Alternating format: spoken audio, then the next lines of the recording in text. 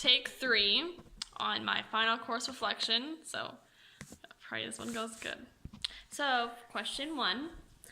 I believe Christopher Columbus's voyage to America in 1492 was the most significant event during historical globalization because it was a start to a new era. His voyages led to European contact with America, which led to a period of exploration, conquest, and colonization. Columbus discovered a new continent between Europe and Asia, which was called the New World. European kingdoms established colonies throughout the New World, assimilated indigenous people to Christianity, and built large trade networks across the Atlantic. The trade network introduced new plants, animals, and food crops to both continents. Without Christopher's voyages, colonies would not have been settled, and thus eliminating the trade networks and reducing trade between the other countries. His voyages were necessary for globalization to spread throughout the world. So, question 2. Economic globalization is the free movement of goods, services, and technology. It's recently been expanding since the emergence of the transnational trade. While the free movement of goods is great and all, but I believe an aspect we should be concerned about is the increasing rate of consumerism. Buying necessity is fine because we need the basics to live comfortably, but once the needs are not enough, we decide we want more. We want more and more and more until we turn into a materialistic world where we are never satisfied. Consumerism has a large impact on the environment. The factories that make our wants pollute the air and affect the climate. The materials that are needed to make our wants cause deforestation. And I believe consumerism is a major concern that needs to be recognized. Question 3, and a bit of a scene change. My vision of prosperity would be a state in which I am humble with my career, my wealth, and overall happiness, I guess.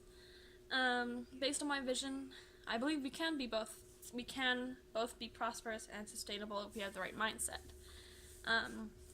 Nowadays, it's difficult to be happy and satisfied with the life we have when social media has a large impact on our life.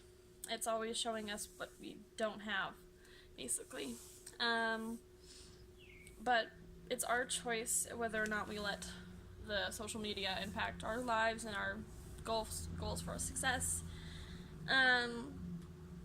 Or we can choose to watch others prosper and, in our world, sustainability is a concern that could soon affect us all. As a generation that is very materialistic, we're always wanting more. The basic necessities are not enough, so we're obsessed with wants and new goods. But this constant need for materials are using our Earth's natural resources to a point in which they could be gone very soon. Prosperity and sustainability is a constant imbalance between striving for success and wealth, and sustainability, while sustainability is maintaining a certain range.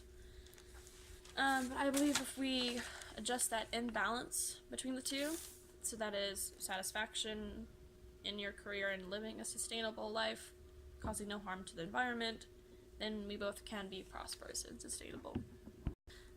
Question 4.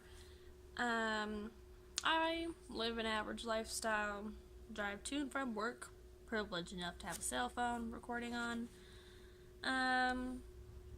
With money I have, I buy things, buy stuff, buy into consumerism. I'm guilty of not recycling, taking long showers, wasting water, and our home uses an excessive amount of electricity. We also probably, more than likely, buy products that are made by child laborers in other countries. I live in a city that is growing, which means more of our land is being used, more available lands mean more people moving and starting lives. consuming natural resources, polluting the land that we have so little of, and the more people we have could mean short of jobs. What I believe my generation needs to do in order to make our planet just a little bit better is cut down our rate of consumerism. Consumerism is quite literally destroying our environment. For example, say the new Apple phone comes out and everyone just really wants them. So when they do come out, they're just gone. They're all sold out. So now the demand for these Apple phones are up here. They're really high. And now the demand to make them is even greater. This cycle leads to pollutant emissions, increased land usage, deforestation, and climate change as a result from a simple want for a phone. If my generation can change our needy mindset from wanting more and more goods to being humble with what we have, and then we can contribute less to consumerism, thus creating our environment better one. So the quote I found is said by Oscar de la Renta, and she says, "We live in an era of globalization and the era of the woman. Never in the history of the world have women been more in control of their destiny."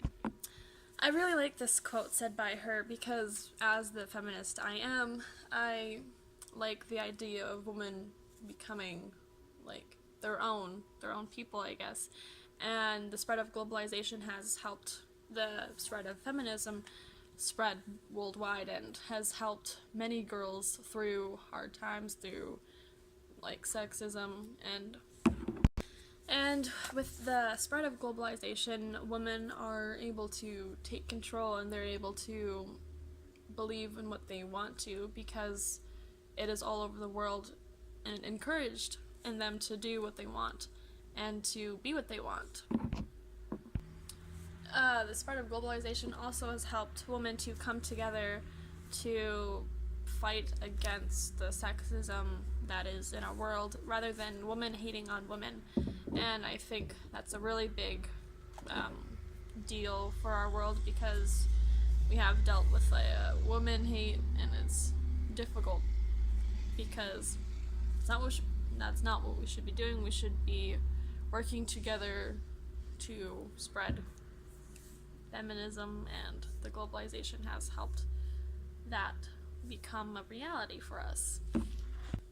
Okay, so I am done, Kevin, so I'll be handing this in and before 3:30, so I hope you liked my little video.